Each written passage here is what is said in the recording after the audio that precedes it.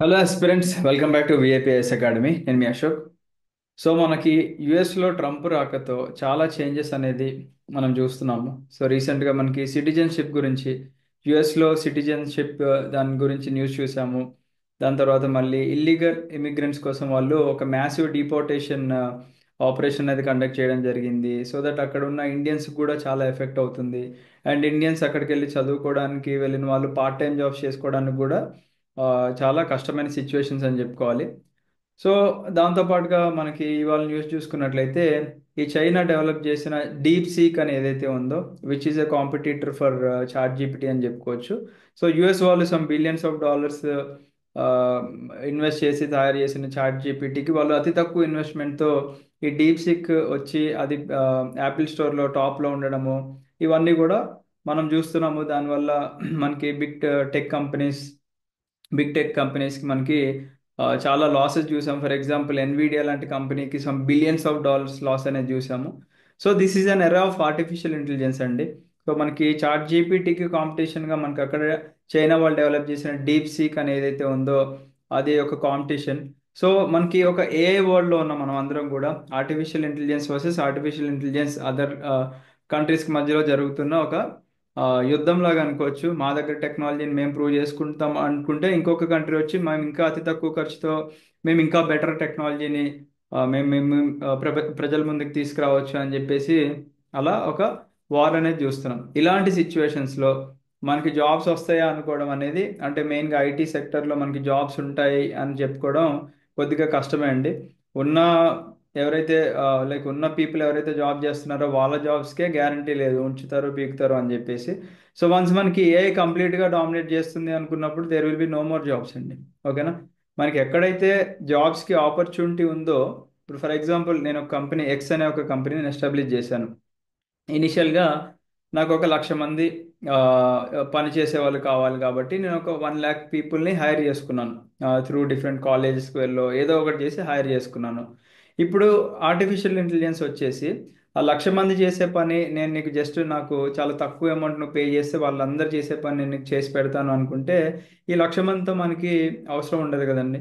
అలాగే ఈ పెద్ద పెద్ద కంపెనీస్ అన్ని కూడా ఏం చేస్తున్నాయి, ఎక్కడైతే మనం మాన్యువల్గా చేసే వర్క్స్ ఏవైతే ఉన్నాయో అక్కడంతా కూడా ఆర్టిఫిషియల్ ఇంటెలిజెన్స్ ఆటోమేట్ చేయడం వల్ల మనకు అక్కడ జాబ్స్ కోల్పోతున్నారు.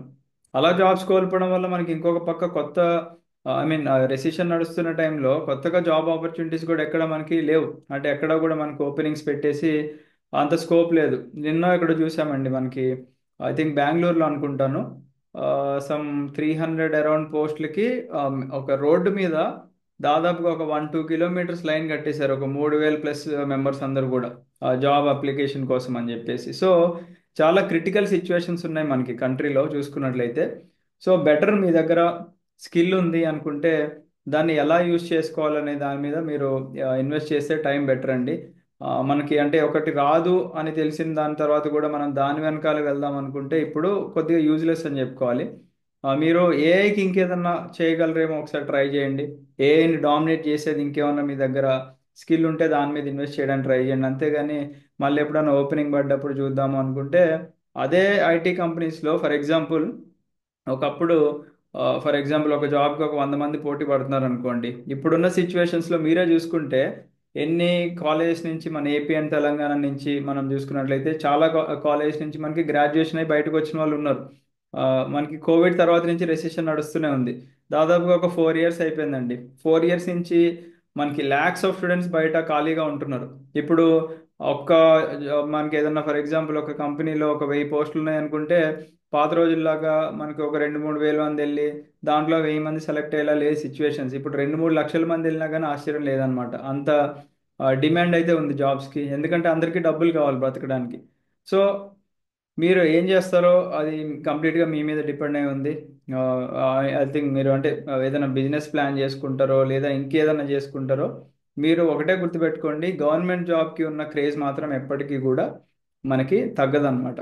మీరు మనం ఇప్పుడు ఫర్ ఎగ్జాంపుల్ కోవిడ్ లాంటి సిచ్యువేషన్స్లో కూడా మీరు బయట ప్రైవేట్ కంపెనీలో చూసుకుంటే అందరినీ తీసేశారు, మాకు అవసరం లేదు ఇప్పుడు అని చెప్పేసి. బట్ గవర్నమెంట్ జాబ్ హోల్డర్స్ ఎవరన్నా ఉద్యోగాలు పోయినాయండి, ప్రశాంతంగా వాళ్ళు ఇంట్లో ఉన్నారు, వాళ్ళకి రావాల్సిన జీతాలు వాళ్ళకి వచ్చాయన్నమాట. సో గవర్నమెంట్ జాబ్ యొక్క క్రేజ్ ఇప్పుడు ఇంకా పెరుగుతుంది. ఇప్పుడు యుఎస్ నుంచి చాలా మంది స్టూడెంట్స్ ఇండియాకి రిటర్న్ అయ్యే సిచ్యువేషన్స్ ఉన్నాయి. కొన్ని వేరే కంట్రీస్కి వెళ్దాం అనుకుంటే వాట్ ఇఫ్ ఆ కంట్రీస్ కూడా ఇమిగ్రేషన్ రూల్స్ ఏమన్నా చేంజ్ చేశారనుకోండి. సో ఎక్కడైనా ఎప్పుడైనా మనకి సిచ్యువేషన్స్ అలా ఉంటే ఎవరు కూడా ఏం చేయలేరు అనమాట. సో ఖచ్చితంగా మళ్ళీ ఈ ఇంపాక్ట్ అనేది మన యొక్క గవర్నమెంట్ జాబ్స్ మీద క్లియర్గా కనిపిస్తుంది. ఇప్పుడు అంటే అక్కడ వాళ్ళు వెళ్ళేది ఎమ్మటే తిరిగి వస్తారు అవన్నీ మనం పక్కన పెడితే, ఇప్పుడు దాకా వెళ్దామన్న ఆలోచన ఉన్న వాళ్ళు కూడా మనకి ఇక్కడ ఆగిపోతారు కదండి. ఆల్రెడీ అక్కడ ఉన్న సీనియర్స్ చెప్తారు యుఎస్ కానీ ఇంకేదైనా అదర్ కంట్రీలో ఇక్కడ కూడా సిచ్యువేషన్స్ అంతంత మాత్రమే ఉన్నాయా అని చెప్పారు అనుకోండి, మరి ఇక్కడ ఉన్న వాళ్ళు అక్కడికి వెళ్తారు? వెళ్ళరు. సో ఏదైనా గవర్నమెంట్ జాబ్ యొక్క నోటిఫికేషన్ పడింది అనుకుంటే ఇంకా ఒకసారి ట్రై చేద్దాం పోనీ అనే ఆలోచనలోనే ఉంటారు ఇప్పటి నుంచి అందరూ. సో ఒక 2 లక్షలు ఏదైనా అప్లై చేశారు అనుకుందాం, for example next group 1 notification పడుతుంది ఏపీలో అని అనుకుందాం జాబ్ క్యాలెండర్ ప్రకారంగా. ఆ 150 పోస్టులకి ఫర్ ఎగ్జాంపుల్ లాస్ట్ ఇయర్ ఒక 2 లక్షల మంది అప్లై చేశారని అనుకుందాం ఫర్ ఎగ్జాంపుల్. ఈసారి అది 4 లక్షలు అయ్యే అవకాశం ఉంటుంది అనమాట. సో కాంపిటీషన్ పెరిగిద్ది కాబట్టి మీరు కూడా మీ యొక్క ప్రిపరేషన్ స్టాండర్డ్స్ అదే లెవెల్లో మెయింటైన్ చేయాలి. అండ్ మీ ప్రిపరేషన్ ముందుగానే కంప్లీట్ చేసుకున్న వాళ్ళందరికీ కూడా ఒక బెనిఫిట్ అవుతుందండి. ఏదో ఆ, ప్రతిరోజు టైం పాస్ చేసి ఆ యూట్యూబ్ ఇన్స్టాగ్రామ్లో చూసుకొని నోటిఫికేషన్ వచ్చిన తర్వాత చదువుకుందాం అనుకుంటే ఇప్పుడున్న ఈ పర్టికులర్ టైంలో మీరు చాలా డిఫికల్ట్ సిచ్యువేషన్ అనేది ఫేస్ చేయాల్సి ఉంటుందండి. సో మీరు ఖాళీగా ఉన్నారు ప్రజెంట్, ఏం చేయాలో అర్థం కావట్లేదు అనుకుంటే at least read NCERTs. 6th class నుంచి 12th క్లాస్ వరకు ఎన్సీఆర్టీస్ మీరు చదువుకున్నా కానీ అది మీకు ఒక మంచి ఫౌండేషన్ ఇస్తుంది. మంచి అంటే చాలా మంచి ఫౌండేషన్ అండి. It will be helpful for every competitive exam. Beat state government కానివ్వండి, సెంట్రల్ గవర్నమెంట్ కానివ్వండి, ఏ ఎగ్జామ్కైనా మీరు ఎన్సీఆర్టీసీ 6th నుంచి 12th వరకు ప్రిపేర్ అయ్యారు అంటే మీరు అట్లీస్ట్ ఒక 60 to 70% క్వశ్చన్స్కైనా ఆన్సర్ చేయొచ్చు. బీట్ ఎలిమినేషన్ టెక్నిక్ యూజ్ చేసి కానివ్వండి, లేకపోతే అక్కడ ఉన్న సబ్జెక్ట్ మీరు నేర్చుకున్న దాన్ని బట్టి కానివ్వండి, మీరు ఈజీగా ఆన్సర్ చేసేలా ఉంటాయి అన్నమాట.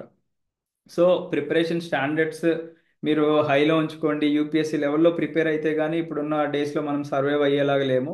హ్యూజ్ కాంపిటీషన్ అండి, మీరే అబ్జర్వ్ చేయండి. హ్యూజ్ అంటే చాలా హ్యూజ్ కాంపిటీషన్ ఉందన్నమాట. ఆ, మనం ఇప్పుడు ఆల్రెడీ ఏపీఎస్సీ గ్రూప్ 2 మెయిన్స్ ఉంది Feb 23న. దీనికంటే మొన్న నోటిఫికేషన్లో మనకి 1:100 తీశారు. 90,000+ మెంబర్స్ రాస్తున్నారు ఫర్ 900+ పోస్టులు అనమాట. సో చూడండి, 900 పోస్టులకి 90,000+ మెంబర్స్ కాంపిటీషన్ ఉన్నారు. ఇదే for example next year notification ఇస్తే కనుక దానికి ఇంకా మనకి ఎక్కువ అప్లికెంట్స్ అయితే వస్తారు. అండ్ ఎక్కువ అప్లికెంట్స్ వస్తారు, దాంట్లో బాగా చదివిన వాళ్ళు మళ్ళీ ప్రిలిమ్స్ క్లియర్ చేస్తారు. ఇవన్నీ మళ్ళీ సేమ్ ప్రాసెస్ అనమాట. So I suggest as a బ్రదర్గా I would like to suggest you that మీరు ఎక్కడున్నా ఏం చేస్తున్నా కానీ మీ ప్రిపరేషన్ అనేది ఇమీడియట్గా స్టార్ట్ చేసుకోండి.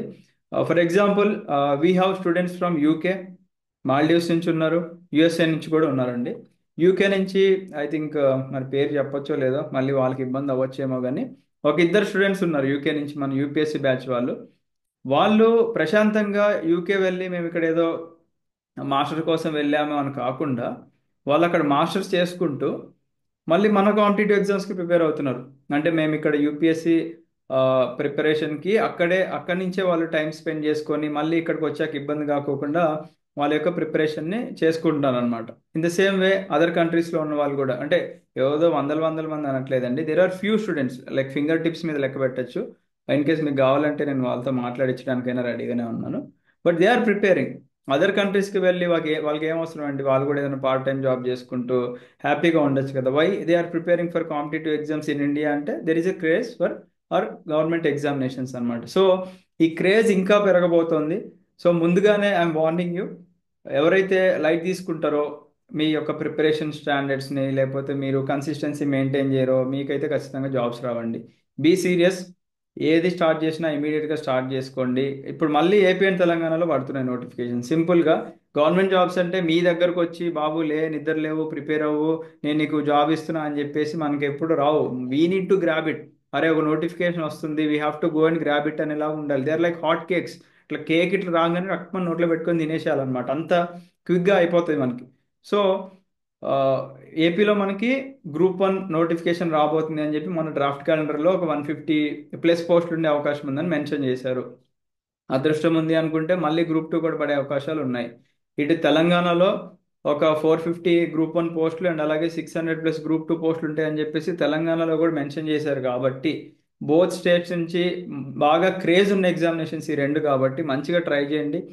ప్రిపేర్ ఎన్సీఆర్టీ 6 to 10 వరకు అయినా పోనీ చదవడానికి ట్రై చేయండి. 11th and 12th ఎన్సీఆర్టీస్ కావాలి అనుకుంటే మీరు మన అకాడమీ మన యాప్లో కూడా ఉంటాయి. విఐపి లెర్నింగ్ యాప్లో కావాలంటే మీరు అక్కడికన్నా వెళ్ళి చూడొచ్చు. లేదు మేము ఏ ఎగ్జామ్ ప్రిపేర్ అవ్వాలో మాకు అర్థం కావట్లేదు అనుకున్న వాళ్ళు ఇక్కడ కనిపించే నెంబర్ ఉంది కదండి, 8985237565 అనే నెంబర్కి మీరు మెసేజ్ చేయండి. ఒకవేళ మీరు ఏపీ స్టూడెంట్స్ అనుకోండి, మనం రీసెంట్గా January 17th group 1 coaching start చేసాము. మీరు ఇంట్రెస్ట్ ఉంది అనుకుంటే you can watch 25 free videos వరకు మీరు వాచ్ చేయొచ్చు మన అకాడమీలో. ఫ్రీ వీడియోస్ అంటే మనకు ఆల్రెడీ ఏదైతే క్లాసెస్ స్టార్ట్ అయినాయో ఆ క్లాసెస్ మనం ప్రతి సబ్జెక్ట్ కూడా అన్లాక్ చేసాము. ఒక 4 or 5 మనం లెసన్స్ వరకు లేదా క్లాసెస్ వరకు అన్లాక్ చేసాము ప్రతి సబ్జెక్ట్లో. మీకు ఇంట్రెస్ట్ ఉంది అనుకుంటే you can definitely go and watch. మీకు అది వర్త్ అనిపిస్తే దెన్ యూ కెన్ జాయిన్. లేదు మేము సెల్ఫ్గా ప్రిపేర్ అవుతాము అనుకుంటే you better prepare on your self అనమాట. ఓకేనా? ఎవరన్నా మెంటర్ సహాయం తీసుకోండి, లేదా మీరు ఓన్గా ప్రిపేర్ అయ్యే స్కిల్ ఉంది అనుకుంటే ఓన్గా ప్రిపేర్ అవ్వండి. బట్ ప్రిపరేషన్ మాత్రం స్టార్ట్ చేసుకోండి. తర్వాత మళ్ళీ మనం రిగ్రెట్ అవ్వకూడదు, అరే నేను ఎక్స్పెక్ట్ చేయలేదు ఇంతమంది కాంపిటీషన్ ఉంటారని, అరే నాకు వాడికి జస్ట్ ఒక హాఫ్ మార్క్లోనే పోయిందిరా, నాకు ఇంకొక హాఫ్ మార్క్ వచ్చింటే కట్ ఆఫ్ దాటేవాడిని. ఇవన్నీ మనం తర్వాత చెప్పుకున్న వేస్ట్ అండి. ఎవరైనా ఫ్రెండ్స్కి చెప్పుకున్న, ఫ్యామిలీ మెంబర్స్ చెప్పుకున్న, అయ్యో అవునా పాపం అని అంటారు, కానీ అక్కడ టైం వేస్ట్ అయ్యేది మీరు. అంటే రియాలిటీలో బాధపడేది మీరు, వాళ్ళేం బాధపడరండి. ఓకేనా? So prepare well in advance and I wish you all the best. Have a great day. జై హింద్.